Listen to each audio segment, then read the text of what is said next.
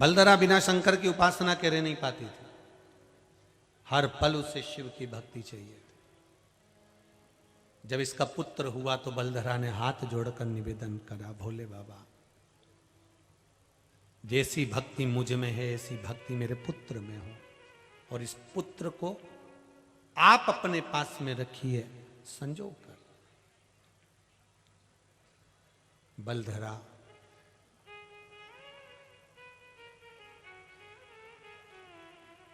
जब शिव की आराधना करती थी तो उस आराधना में इतनी डूब जाती थी कि उसको भान नहीं रहता था कि मेरे सम्मुख में कौन आया। शिव महापुराण के सुंदर प्रसंग में, महाभारत के इस प्रसंग में वर्णन किया। भक्त शिव महापुराण की कथा जो ये भिलाई नगर में चल रही है उसमें वर्णन किया कि उस सुत सोम को उस बलधरा ने शिव को समर्पित किया। आज भी जब शंकर भगवान की प्राण प्रतिष्ठा होती है तो प्राण प्रतिष्ठा के समय पर जब नंदी की प्राण प्रतिष्ठा होती है तो नंदी और शंकर भगवान की प्राण प्रतिष्ठा के बीच में जहां जल की धार शिव जी की गिरती है वहां से एक तांबे का तार नंदी तक जाता है।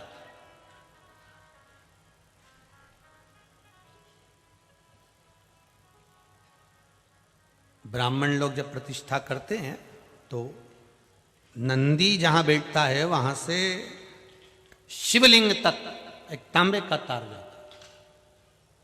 वो बलधरा के पुत्र के मान से महाराज सुत सोम के नाम से, और वो भाव यही व्यक्त करा जाता है कि मेरे पुत्र को आप अपनी शरणागति में रखें।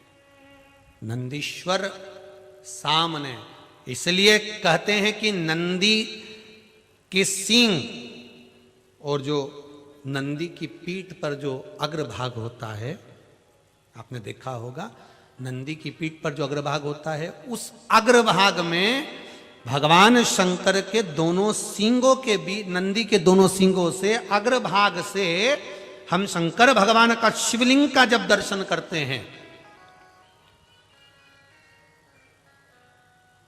उस बीच में जो बलधरा का पुत्र है सुत सोम,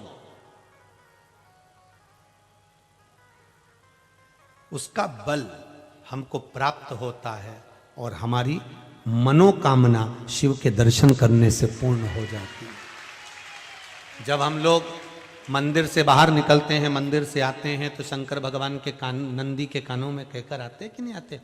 पंचाक्षर मंत्र, श्री शिवाय नमस्तुभ्यम, महामृत्युंजय मंत्र, पंचाक्षर मंत्र, शिव का नाम हम नंदी के कानों में कहकर आते हैं कि बाबा जब आप निकलो शाम के समय पर तो बाबा को लेकर हमारे घर पर पधारिएगा। हम बोल कर आते।